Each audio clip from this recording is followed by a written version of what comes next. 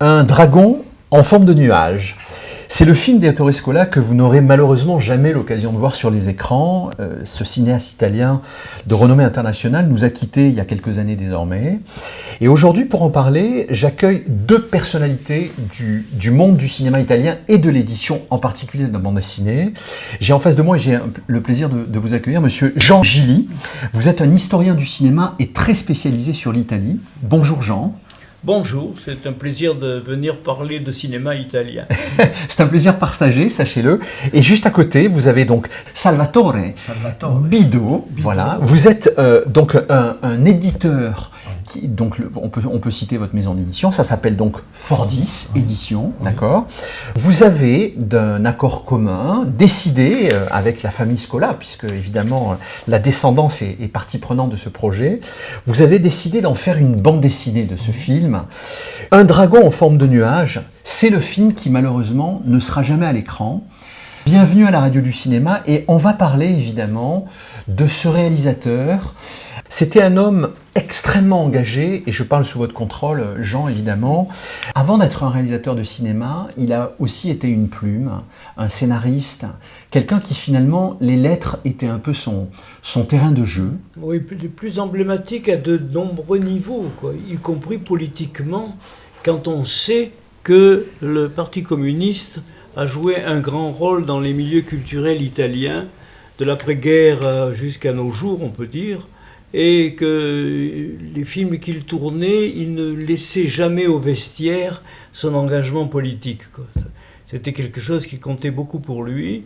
Il était très proche du parti. Il a même été ministre ombre de Berlinguer, qui considérait que Scola était quelqu'un de très touchant et qui, dans le fond, apportait son prestige, son idéologie, ses convictions à la gauche italienne, et que dans le fond la gauche italienne, elle avait été ce qu'elle a été, elle a compté comme elle a compté dans la société de ce pays, parce que les artistes, beaucoup d'artistes, et notamment les artistes des milieux du cinéma, se sont donnés à cette...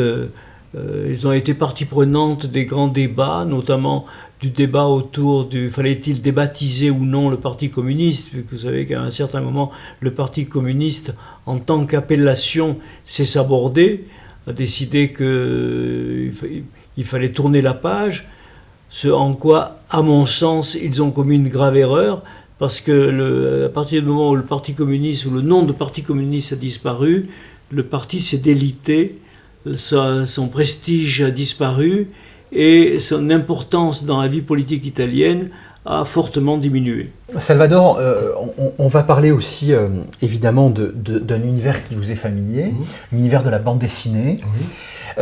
C'est pas votre première publication sur on va dire le monde de l'Italie et le cinéma. Néanmoins, c'est quelque chose qui pèse pour vous. Et je crois que c'est quelque chose qui vous tient particulièrement à cœur. Non, alors, ça me tient à cœur pour deux raisons. C'est que, surtout Scola et De Sica, qui sont mes réalisateurs un peu phares de l'Italie, Ettore Scola, je suis tombé dessus parce qu'il racontait l'histoire de ma famille. Par bride sur certains films, il me racontait l'histoire de ma famille, et j'ai surtout cette image d'une journée particulière, Giornata particolare, que tout le monde connaît, où on voit le début, le bal de Sofia Loren dans son appartement, en train de préparer ses enfants et son mari aller saluer l'arrivée du Führer à Rome. Et Sofia Loren, c'était tout à fait ma mère. Je veux dire, bon, Ettore Scola, c'est un peu aussi, par bride, l'histoire de ma famille. C'est ce qui m'a touché. La bande dessinée, elle a été créée, je dirais qu'elle existe grâce à Ivo Milazzo, mon cher ami dessinateur. Voilà. Pourquoi ? Parce qu'on a travaillé ensemble sur 3 bandes dessinées avant celle-ci, et un jour, il m'a envoyé donc l'album, la version italienne qui était sortie il y a quelques années en Italie. Et je suis tombé, alors voilà, amoureux, déjà du style qui a été fait en aquarelle et qui est merveilleux avec des planches magnifiques muettes. Ça se passe à Paris. L'île de la Cité. C'est un libraire, donc ça ne peut que me toucher. Et en plus, ça parle de Scola, un de mes deux réalisateurs italiens favoris.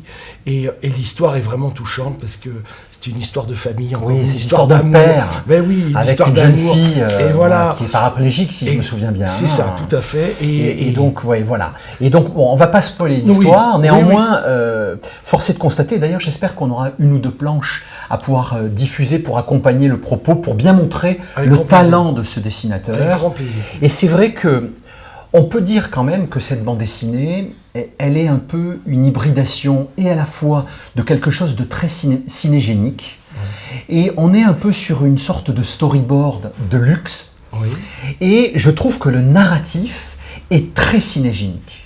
Alors, je peux juste ajouter une chose, après je te laisserai la parole, Jean. Non, mais c'est parce que là, c'est intéressant, c'est que Ivo a été vraiment touché par cette histoire. Ouais. Ivo, donc le dessinateur. Voilà. Ivo Milazzo a été vraiment touché par cette histoire, et il a fait une écriture, une réécriture, une adaptation du texte, du traitement donc du film que lui a donné Rémi Ettore Scola, et ça l'avait touché aussi parce que ça on est en quelle année quand ça se passe? Il y a une dizaine d'années. Une dizaine d'années. Une dizaine d'années, juste avant qu'il meure, puisqu'il n'a pas vu la bande dessinée, mais il a vu les planches arriver. Et il était ravi, il a dit mais j'ai rien à dire à Ivo, c'est tout à fait le film que je voulais réaliser. On peut considérer effectivement que c'est aussi un film d'Ettore Scola, quoi. Oui, c'est presque miraculeux ce qui s'est produit. Mais c'est vrai qu'il y a tellement d'obstacles, de difficultés, et pas seulement économiques, que l'on peut être... Mais là, c'est l'obstacle ultime. C'est-à-dire que malheureusement, c'est l'œuvre ultime. On lui a volé la vie. L'histoire, elle est somptueuse. Pratiquement, l'histoire de ce livre, ça aurait pu être presque une histoire d'Ettore Scola, à part entière. Tellement le message est beau et la finalité est poétique. Dans le fond, il y a deux œuvres ultimes d'Ettore Scola. Il y en a une qu'il a eu la force de réaliser, qui est un film consacré à l'époque où il travaillait dans une maison d'édition qui éditait une sorte de Canard enchaîné, et qui a trouvé les acteurs qu'il fallait, a trouvé les éléments nécessaires pour pouvoir le tourner. Le film existe. Scola ne voulait pas le tourner, et ses amis et ses petits-enfants ont fait pression. Et le film était également, le cœur du film, c'est l'amitié entre Fellini et Scola, comme si dans le fond ils se reconnaissaient mutuellement comme les deux plus grands cinéastes italiens. Moi j'y ajouterai de toute façon Pasolini. Bien sûr. Mais ces deux-là, sûrement qu'ils sont là. Et dans le film, qui interprète Fellini jeune, qui interprète Scola jeune? Les petits-fils de Scola. Donc ils sont sur le plateau. Il les a amenés pour tourner, et ils se sont intégrés complètement à cette histoire, ce qui fait que finalement ce film devient un des films les plus personnels que Scola ait tourné dans sa longue carrière. On reprécise le titre de ce film.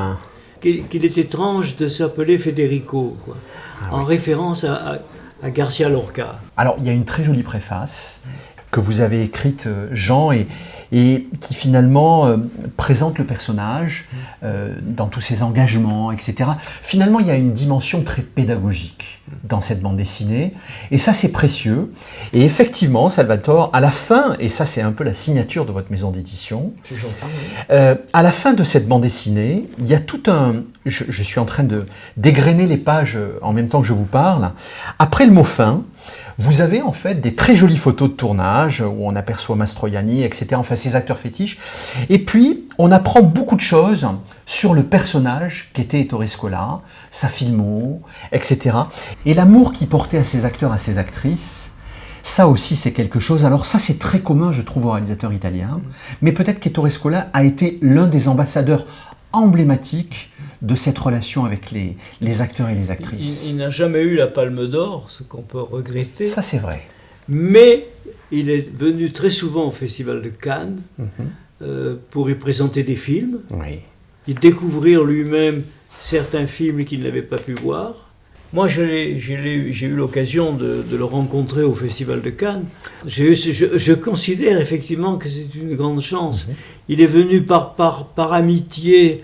Et alors que cela lui demandait pas mal d'efforts. Il parlait français, il me semble. Hein, il parlait assez bien français. Oui, c'est ça. Voilà. Hein, ouais. Pas parfaitement, oui. mais c'était charmant d'ailleurs. Oui, c'est ce qui fait le charme d'un étranger quand il parle notre langue. Je pense qu'il se débrouillait très bien en français, mais je pense qu'il lui mettait quand même une petite coquetterie à ne pas être aussi parfait que possible, parce que c'était un cinéaste italien et il revendiquait son italianité. Il revendiquait aussi son film d'être un cinéaste du Sud. Vous savez qu'en Italie, le Sud, la présence culturelle du Sud est considérable. Et Scola était né à Trevico, qui est une petite ville du sud de Basilicate, et c'était quelque chose auquel il était très attaché et auquel il se référait volontiers. Quoi. Beaucoup. Mais Scola a été un des artisans des coproductions. À partir de la fin des années 50, il se tourne beaucoup de films qui sont financés par les Italiens et par les Français. Et les films arrivent à se tourner parce qu'en mettant ensemble deux coproducteurs, il y a plus d'argent. Bien sûr. Et dans le cinéma, il ne faut pas se voiler la face, l'argent est souvent décisif. Et Scola a été une des grandes figures des coproductions, quoi. Et avec lui, des comédiens français qu'il faisait venir en Italie pour jouer, quoi. Oui, donc il y a un parfait trait d'union, finalement, entre la France et l'Italie. Absolument. Alors, merci de me faire cette transition, parce que moi, ce qui m'intéresse aussi, c'est de savoir quel est le trait d'union qu'il peut y avoir entre vous, Jean, et puis vous, Salvatore. Comment est-ce que cette rencontre s'est faite? Racontez-moi un petit peu. Jean, je le connais depuis très très longtemps, par ses écrits. Oui. Physiquement, je l'ai découvert grâce à cette bande dessinée, par l'intermédiaire de Silvia Scola. Voilà, la fille d'Ettore Scola. La fille d'Ettore Scola. Qui est scénariste. Qui est scénariste, oui. Ça ne s'invente pas. Non. Qui était quasiment le début de la carrière de son papa. Absolument. Donc du coup, c'est assez drôle. Qui a quand même travaillé avec lui sur les 8 derniers films, coécrits, etc. Donc, comme on dit, elle connaît le chemin. Oui, même très bien, très bien. Il suffit de la voir chez elle, dans son appartement, pour savoir qu'on est dans le cinéma. Elle vit à Rome, non? Oui, elle vit à Rome. Là où a fini sa vie son père, Ettore Scola. J'ai rencontré il y a 15 jours, et dans son appartement, c'est un musée, il y a de quoi devenir fou. Vous nous faites saliver. Oui, parce qu'elle vous ouvre, par exemple, elle enlève une toile de la pièce où il y a des archives, et là, vous voyez le César, vous voyez toutes les trophées allemands. Les distinctions. C'est formidable. Un original de Fellini, enfin, et j'en passe. Et j'en passe. Donc cette rencontre, finalement... Oui, alors, donc Jean, je le connais par ses écrits, j'ai tous ses livres, et donc Sylvia nous met en contact, parce que je voulais absolument, pour ce livre, d'ailleurs, dans tous les ouvrages que je fais, je tiens à ce qu'il y ait un préfacier qui connaissent la matière, et donc voilà, que vous êtes adressé à peu près à ce qui se fait de mieux. Voilà, et puis donc je me disais, il y en a 15, c'est Jean, comment je peux faire, Jean, Gilly, comment je peux toucher cette sommité, et puis voilà, ça a matché tous les deux, parce qu'on a les mêmes passions, on a les mêmes origines, et puis bon voilà, on a échangé des tas de choses, puis l'Italie, le cinéma, enfin bon voilà, on reste des heures à parler. C'est des mots, c'est des mots où on peut largement argumenter. Oui. Alors on rappelle le titre de cette bande dessinée, Un dragon en forme de nuage. Est-ce qu'on peut raconter un peu ce titre, légèrement, sans trop dévoiler, mais est-ce qu'on peut raconter ça? On est dans une librairie de livres... Ça c'est le papa donc. Le papa, donc voilà. Pierre, qui vit donc dans l'île de la Cité. Ouais. Et puis donc il y a une petite routine, qui vit vraiment dans la routine, 50 ans passés, il a perdu son épouse il y a très longtemps, et voilà, la vie elle passe, et puis lui avec.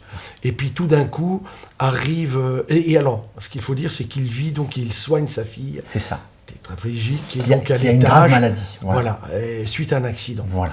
Et on n'en dira pas plus. C'est et ça. Donc voilà, il y a le rapport entre le père et la fille, voilà. Et là, il faut rentrer dans l'histoire pour toute la richesse. Et un jour, dans la librairie, rentre une furie, qui est une jeune fille merveilleuse. On va s'arrêter là.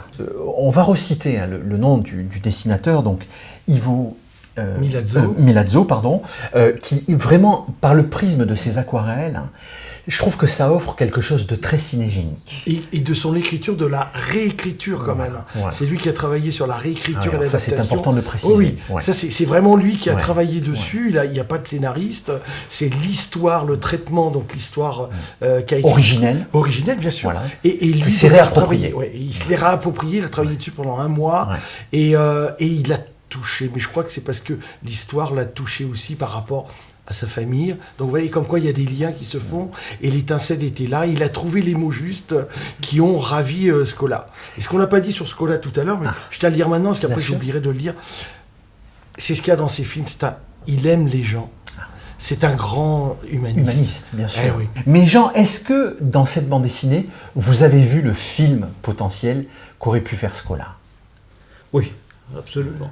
C'est d'ailleurs cela qui est très touchant. On se dit, tiens... C'est un bon compliment pour votre projet. Mais oui. Moi je suis touché, moi. Mon cœur bat. Scola avait un grand sens de l'image. Oui.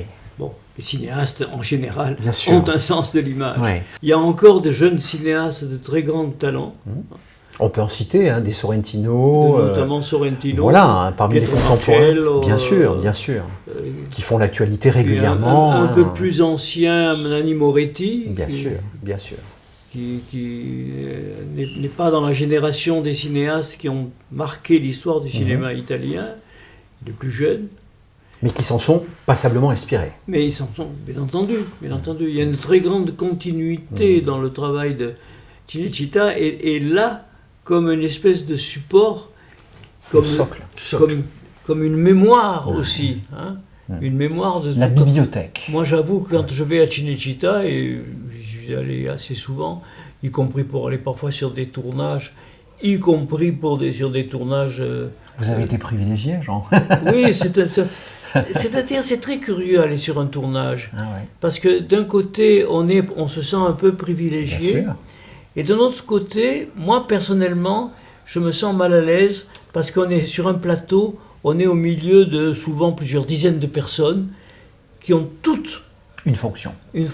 En fait, vous êtes en train d'évoquer une fourmilière où finalement vous rentreriez, mais vous n'êtes pas une fourmi. Et je n'ai pas une fourmi. Alors je regarde, et je ne peux pas partager ce qu'ils sont en train de vivre. Oui, bien sûr.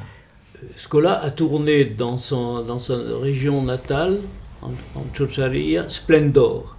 Splendor, c'est le titre d'un cinéma, c'est le nom d'un cinéma. Localement, dans une petite ville. Et Splendor, c'est le nom du cinéma et de la passion qui lie les gens à ce cinéma. Bon. L'attachement, oui, l'attachement, c'est qui est effectivement un mot beaucoup plus juste. On est arrivé avec un ami, on travaillait tous les deux au Festival du cinéma italien d'Annecy, Pierre Todeschini, et il nous a demandé, à un moment donné, le tournage, on a suivi le tournage pendant toute la journée. À midi arrivent les paniers repas. D'accord. Qui s'appelle cestino en italien. Cestino, au pluriel cestini. Donc on reçoit notre panier repas et on avait à côté de nous qui mangeaient leur panier repas Mastroianni. Mastroianni. Extraordinaire. Il y avait Massimo Troisi qui était également là, c'était les deux protagonistes du film. Il y avait aussi Marina Vladi, mais là elle n'était pas dans cette séquence. Et on a mangé avec eux en devisant, et Scola, à un moment donné, a repris le tournage et nous a dit, à Todeschini et moi, restez là, ne bougez pas. Donc on est dans le film. Vous êtes devenus des figurants comme ça. Voilà, on est devenus des figurants. C'est drôle. Et si on voit quelle belle anecdote. Quand on voit le... Vous vous êtes vus dans le film, du coup. Je me suis vu dans le film. On se voit tous les deux à la terrasse. On prend le café. On a mangé le cestino. On boit le café et on nous voit buvant le café. Génial. Avec Mastroianni à côté. Et je pourrais même aller plus loin dans l'anecdote. Il me demande... Je le connaissais un peu à travers d'autres amis. Vous parlez de Mastroianni. Mastroianni, oui. Il me demande, est-ce qu'il y a à Rome un établissement scolaire français? parce que ma fille, j'aimerais prendre ma fille un petit peu avec moi. Là, il parlait de Chiara ou... Il parlait de Chiara. Ah, d'accord. Il me dit, j'aimerais la prendre un petit peu avec moi, qu'elle partage son temps. Est-ce qu'il y a un établissement scolaire où elle pourrait être inscrite? J'ai dit, bien sûr, il y a le lycée français de Rome, le lycée Chateaubriand. Et après, elle est venue au lycée Chateaubriand et elle a suivi 2 ou 3 ans d'études. Elle est restée 2 ou 3 ans. Grâce à vous, finalement. Et oui, alors je me disais, mais dans le fond, si Chiara est venue à Rome, c'est parce que son père a appris qu'il y avait une école française où il pouvait l'inscrire. Magnifique. Bah oui, non, mais ça, c'est une anecdote. Et je sais, Jean, que vous en avez plein des comme ça. Ouais. Alors, vous avez écrit beaucoup d'ouvrages qui consacrent le cinéma italien. D'ailleurs, vous êtes venu accompagné d'un petit manuscrit, d'un petit livre qui est l'un de vos écrits, je suppose. Oui, qui date de 1978. Hein. Wow, magnifique. Le cinéma italien. Ouais. Voilà. Signé de Jean Gilly. C'est un livre d'entretien avec un certain nombre de cinéastes. Génial. Et notamment un long entretien. Avec Ettore Scola, je suppose. Avec Ettore Scola. D'accord, voilà. D'accord. Et dans un tome 2, il y a des entretiens avec des comédiens. Dans le tome 1, il n'y a que des cinéastes. Peut-être que Salvatore va faire un gros tome de ces 2 petits tomes. Mais alors, sait-on jamais. On peut dire ce dont on parlait tout à l'heure. Ah, oui. On va apprendre des choses. Il y a un petit scoop. Ils vont nous faire un petit cadeau. En italien, on dit in alto mare. Un alto mare. Comment on pourrait traduire ça? En haute mer. Voilà. C'est un peu en haute mer. Non, c'est parce que ça existe, c'est là, mais il faut le pousser. Ah bon. Voilà. Alors, on veut bien savoir. On veut bien avoir quelques informations, quelques bribes. Eh ben, c'est un beau projet qui est en gestation, qui est quand même pas mal écrit sur des auteurs, sur des réalisateurs, etc. Ah, donc ça serait une synthèse du cinéma italien. Oui, un panoramique. Ah, génial. Avec des comédiens, avec des textes sur des cinéastes, des comédiens, des scénaristes. J'imagine qu'il y aurait quelques illustrations. Beaucoup. Ah ouais. Donc là, il m'inquiète un peu parce qu'il me dit les illustrations, ça coûte très cher. Alors les droits d'auteur, oui, mais c'est pas grave ça. Voilà. Écris le livre et puis moi je m'occupe du reste. Voilà. Ah ben alors merci pour ce scoop. Oui. Donc en fait, en gros, il va y avoir une sorte de synthèse du cinéma italien dans l'année où les 2 années qui vont arriver. Oui. Avril 2027. Magnifique, voilà. magnifique. Avril 2027. Merci pour ce petit cadeau. Mais on est heureux de l'apprendre. Et puis là, comme ça, je le force à travailler. Bon là, attention, il y a des témoins. Là, on a tous les auditeurs qui écoutent. Fait prendre un engagement que je ne suis pas certain de pouvoir tenir. Mais si. Jean, au-delà de ces anecdotes, on peut dire en italien mo ci provo. Si, vai. Maintenant, je vais essayer. Ce que j'ai envie de vous demander, en fait, Jean, c'est une question un peu plus philosophique par rapport au cinéma italien en général. Par rapport à cet intérêt que vous portez au cinéma italien, qu'est-ce que ça dit, qu'est-ce que ça raconte de vous ? Moi, je me suis un peu construit à partir du cinéma italien, depuis l'adolescence. Je cherche un peu à comprendre d'ailleurs pourquoi cet intérêt pour le cinéma italien, parce que moi je suis de culture française. J'ai grandi dans un milieu qui parlait français. Mon père parlait français. L'italien était quasiment interdit à la maison, parce que les Italiens, n'étaient pas forcément très bien accueillis dans la société française. À cette période-là, oui. Dans cette période-là, bien sûr. Aujourd'hui, tout ça a beaucoup évolué, mais dans cette période-là, quand moi j'étais à l'école communale, on me traitait de macaroni, quoi. Oui. Le cinéma italien, j'ai dû le redécouvrir, non, puisque je ne l'avais pas découvert. J'ai dû le découvrir progressivement en lien avec mes origines paternelles, uniquement paternelles. Enfin, du point de vue maternel, je suis totalement français, quoi. Donc c'est un peu ce mélange. Il faut dire que j'étais méridional, j'étais niçois, donc l'Italie n'est pas très loin. Et donc finalement, est-ce qu'on peut dire que j'étais 100% italien ? Non, mais que je sois surtout de culture méridionale, oui. Aujourd'hui, si on avait une sorte de photographie à faire du cinéma italien versus le cinéma français, comment est-ce qu'on pourrait positionner ce cinéma ? Est-ce qu'il est en train de se revendiquer à nouveau ? Ou à l'inverse, en fait, on a l'impression que ce cinéma-là manque cruellement de reconnaissance, en particulier hors de ses frontières ? Bon, il y a une crise aujourd'hui dans le cinéma italien qui n'est pas j'insiste beaucoup là-dessus, c'est pas une crise de créativité, c'est une crise de diffusion, une crise de reconnaissance. Est-ce qu'il est dépassé de mode ? Est-ce qu'il manque de leader créatif pour... Bon, il est certain que quand on a connu une période où il y avait Fellini, Antonioni, les cinéastes des auteurs de comédie, Risi, Monicelli, Comencini, Scola, quand il y avait les auteurs de films très grand public, Sergio Leone et le western, vous vous rendez compte ? Quand il y avait des créateurs, des musiciens comme Morricone. Donc, quand tous ces gens, quand cette période, c'est d'une certaine manière terminé. C'est endormi. Bon, le relais a été difficile à assurer et n'a pas été assuré. Il n'y a pas eu de continuité. Un certain nombre de cinéastes ont eu la conviction que le fait d'avoir derrière soi tous ces cinéastes de renommée, de qualité exceptionnelle, n'était pas un avantage, c'était un handicap. Oui.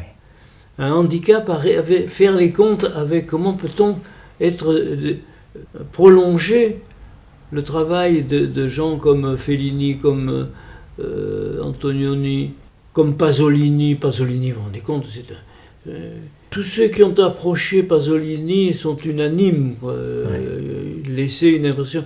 Moi, j'ai fait des entretiens avec un très grand nombre de cinéastes, de comédiens, de scénaristes. Pasolini, je l'ai un peu approché, mais je n'ai jamais eu le courage de l'aborder pour faire un entretien. Tellement il m'impressionnait. On arrive au terme de cet entretien et évidemment il y a une tradition à la radio du cinéma. Donc je vais vous demander à chacun, à tous les deux, de me donner vos films préférés respectifs, vos musiques de films préférées respectives et vos répliques préférées.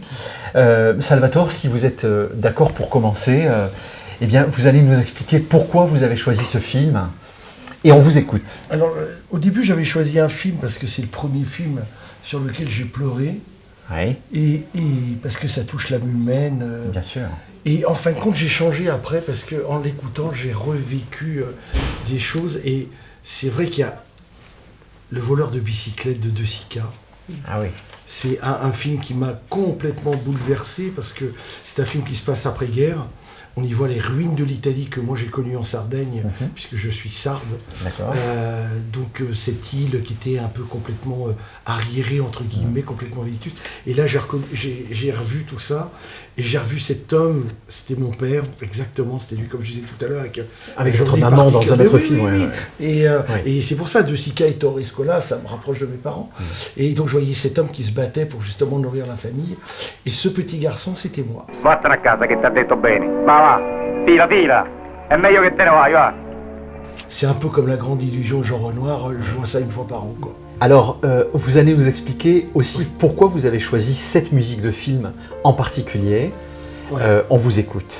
Alors, parce que j'arrive à un âge où je prends le temps de certaines choses. Je prends le temps de vous imprimer, d'ingurgiter, d'imprimer et tout.